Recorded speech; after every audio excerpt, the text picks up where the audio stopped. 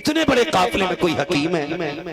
تو شمر نے ظالم نے ہنس کے کہا میں تو حکیم نہیں، لیکن یہ جو زنجیروں میں جکڑ کے آ رہا نا یہ حکیم ہے۔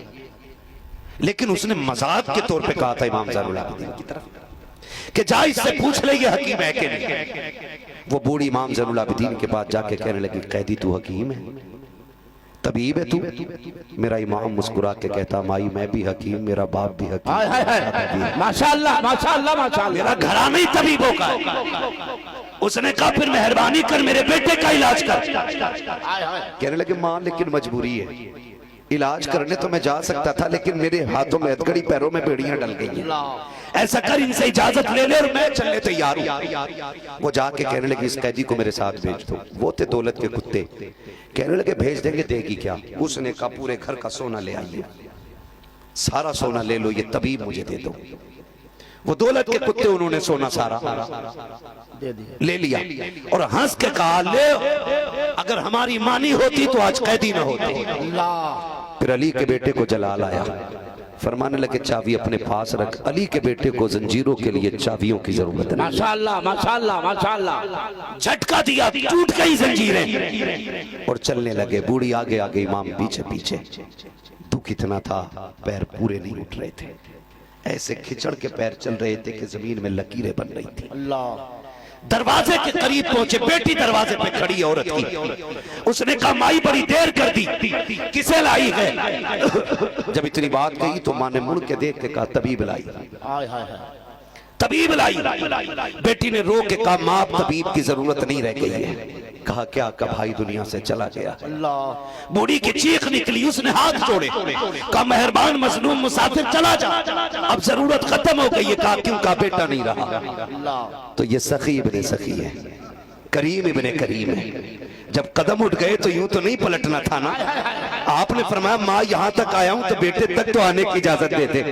اس نے کہا بیٹے مجھے تیرے ظلم معلوم ہے، تیرے اوپر کیے گئے ستم معلوم ہے، مجھے پتا ہے تیری بیڑیوں کا بوجھ کتنا ہے، میں جانتی ہوں تیرے گلے کے توق کا بوجھ اتنا تھا کہ تو حالت رکوع میں تھا۔ اے بیٹے میں تجھے اور تکلیف نہیں دینا چاہتی۔ میرے امام نے کہا ماں مہمانوں سے ایسا نہیں کہا جاتا ہے، کم سے کم دروازے تک تو آنے کی اجازت دے۔ ماں نے کہا چل تیری مرضی ہے۔ جب میرا امام دروازے پہ آیا ہے کیا دیکھتا کہ ایک بہن نے بھائی کے قدموں پہ سر رکھا ہوا ہے اور رو کے کہتی کہ تیرے سہرے کا خواب تھا، تیری زندگی کا سہانا خواب تھا، تو دنیا میں ہمیں اجاڑ کے چلا گیا ہے۔ جیسی روتے دیکھا ہے میرے امام نے رخ کیا ہے مدینے کی طرف اور رونا شروع کر دیتے ہیں۔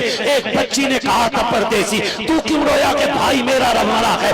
اس نے جب اتنا کہا کہ میرے امام نے کہا تھا تجھے دیکھ کے اکبر کی زہرہ یاد آ گئی ہے، تجھے دیکھ کے حسین کی بیٹی کا خیال آ گیا ہے، مجھے میری بہن کی یاد نے رلا دیا ہے۔ اللہ اکبر، آپ آگے بڑھے، آگے بڑھنے کے بعد چادر ہٹائی ہے اور چادر ہٹا کے کہا تھا اور نوجوان اٹھ کے بیٹھ جا، دیکھتا نکی ہے تیری بہنیں رو رہی ہے، بھائی بہنوں کو رلایا نکی کرتے ہیں، اتنا کہنا تھا جوان اٹھ کے بیٹھ جاتا ہے۔ آپ نے کہا مائی لے تیرا بیٹا زندہ ہو گیا ہے۔ اس کے بعد کہا بتا سونا کتنا تھا؟ اس نے کہا 7 بیٹیوں کا زیور تھا۔ فرمایا جتنا سونا چاہیے اتنی مٹی لے کے آ جا۔ عورت مٹی بھر کے لائی ہے، میرے امام زین العابدین نے علی کے بیٹے نے ہاتھ لگایا ہے، ساری مٹی سونا بن جاتی ہے اور کہہ کے واپس جانے لگے ہیں۔ بوڑھی عورت نے دوڑ کے قدم پکڑے، کہا مہربان ٹھہر تو سکی، میں تیرے قد کا اندازہ نہ لگا سکی، میں نہ جان سکی کہ تو کس مائی کا لال ہے، میں نہیں جانتی ہوں تو نے کس گھرانے میں پرورش پائی ہے،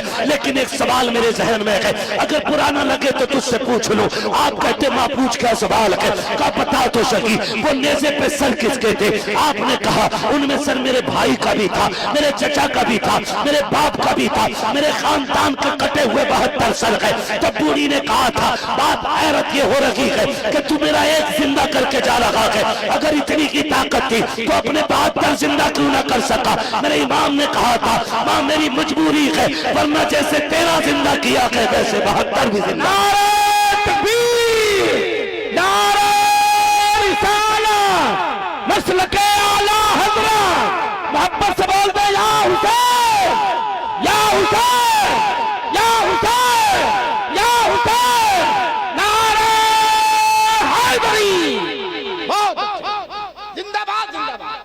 اللہ اکبر۔ جب اتنی بات کہی نا بوڑھی کہنے لگی مجبوری نہیں سمجھی، مجبوری نہیں سمجھی، ایک زندہ کر دیا میرے بہنوں کے رونے پہ، اس کی بہنوں کا رونا تجھ سے نہیں دیکھا گیا، سن تیرے قافلے میں تو 6 سال کی سکینہ بھی ہے۔